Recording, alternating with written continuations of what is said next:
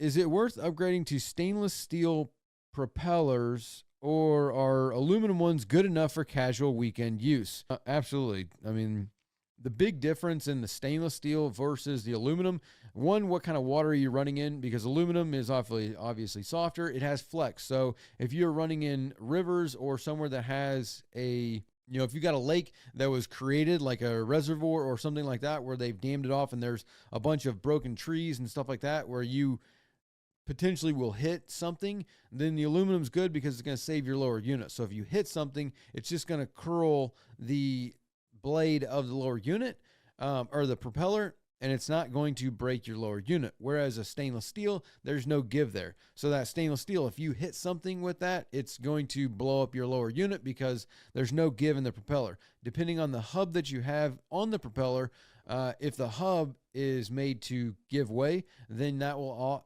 probably save the lower unit in some cases, but other cases it won't, because there's no give to the propeller blade. So as soon as you hit it, that strike just stops the propeller. All the gears and everything that is inside the lower unit will continue turning because the power head is turning, and you risk damaging the lower unit. Stainless steel is way more efficient than aluminum because stainless steel is solid and it is very hard. There's no give to it, whereas the aluminum, there is give. So once you're running, say, 5,000 RPM, and if you had a 2-to-1 ratio on your lower unit, depending on the lower unit, there's different ratios, which just means there's a gear reduction. So however quick your power head is spinning, say you're running at 5,000 RPM at a 2-to-1 ratio, your propeller would be spinning 2,500 times per minute. So, there is a ratio there. So let's say you're running 5,000 RPM, your propeller is spinning 3,000 times per minute. That aluminum is going to flex a little bit based on the weight of the boat and the force of the water on the propeller blades as it pushes the boat through the water. It will have some flex, which makes it inefficient compared to stainless steel, where there is no flex and it just has all that grip on the water. So you're going to get better fuel economy. You're going to get better performance. You're going to get better. It's just all around better performance and efficiency, stainless steel versus the aluminum. But again, depending on what kind of water you run in, you might want the aluminum versus the stainless, because if you hit something, there's a risk tolerance there on that one. But as far as like which one's, good or bad, like they're fine. They're both fine. Aluminum's fine. Shane 9391 says, what's the best way to check if your lower unit has water in it? That's to do your regular services. Basically, all you got to do is take the drain plug out of the bottom of the lower unit. You can just pull it out and push it back in really quick. And if there's water that drips out, then you have water in the lower unit. That's the only way to check it. There is no like sensor or anything on a lower unit that will check for water in the lower unit. Really, I don't even think that there is a way of designing that, simply because the lower unit is it's an encasing like this, and it has to be aerodynamic for the water, or hydrodynamic, I guess would be the word. And so to put a sensor in there that can go on the bottom of the lower unit, because water will sink, gear lube is lighter than water, and the water will sink to the bottom. So to have something that will be a prong in there to check for continuity, or if there's water that gives it continuity, I just don't think there's any way to even design that. So as far as now, the only way to check for water in your lower unit is to pull the drain plug and see if there's water there. I mean, it's pretty basic, not much you can do about that. James Easton says, what would you say the actual lifespan of a boat is? That's a pretty good question. I think the lifespan is going to depend a lot on, one, the location of where you live, two, how you use the boat and what kind of water you're running in, and then three, how you run the boat. So if you're in the Midwest and your boating season is 6 months long or 4 months long, depending on where you're at, and you're only able to put 100 hours on your boat every year, your boat is probably going to last you 40 years. If you take care of it, it's going to last for a very, very long time. If you live in South Florida and you go offshore and you're running multiple times per week and you're putting, a couple, 1,000 hours on a year, your boat's probably only going to last for 15, 20 years before you start needing significant kind of repairs to it. Basically, one, you're going to need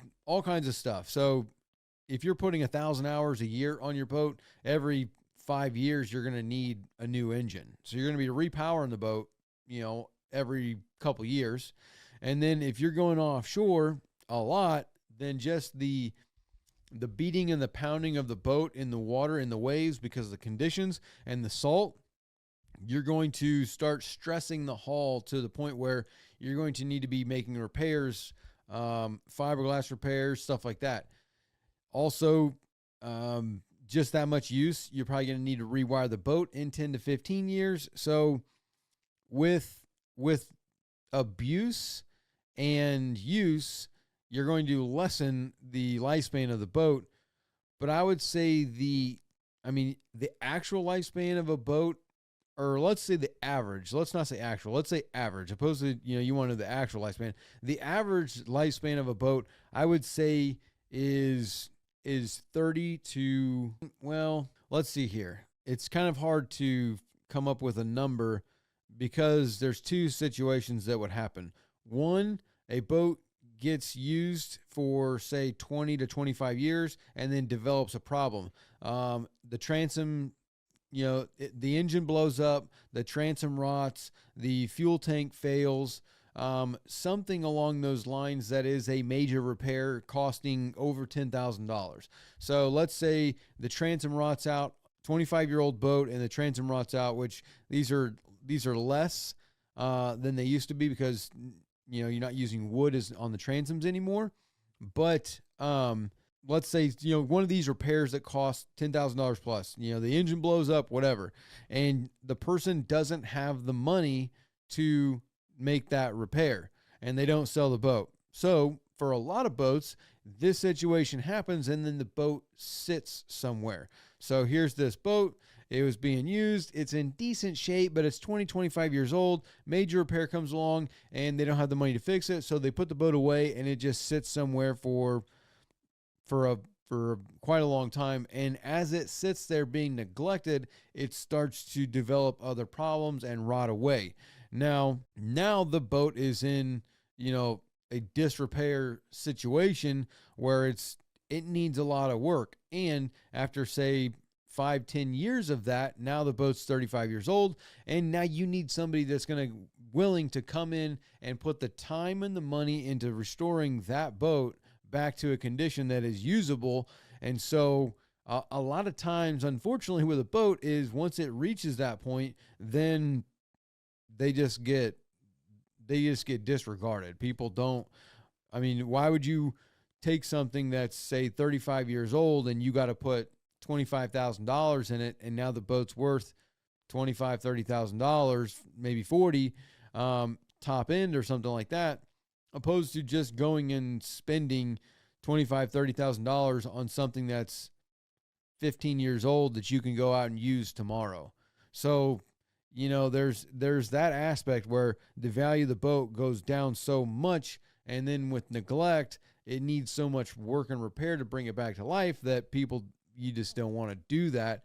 It's just not as valuable. Now, if you don't have money, then these boats then become an option where if you can find something that, let's say it just needs an engine put on there and the rest of the boat's still good. It's been sitting for 5 years, but it's been sitting somewhere where it's not, there's not rats eating the wiring in it, because that's the thing is boats also, if you don't pay for decent storage, which a lot of people don't have 4 acres of land with a barn on it that you can put the boat in the barn and it just sits there like those, that's not the average situation for most boats. A lot of times it's, hey, I've got a buddy that's got a lot or something that's, it's just an empty acreage out on a farm or something, and you shove the boat into the woods, or it's in the middle of town somewhere that it gets shoved into, by trees or a river or something, like gets back down into some backyard, and then there it sits.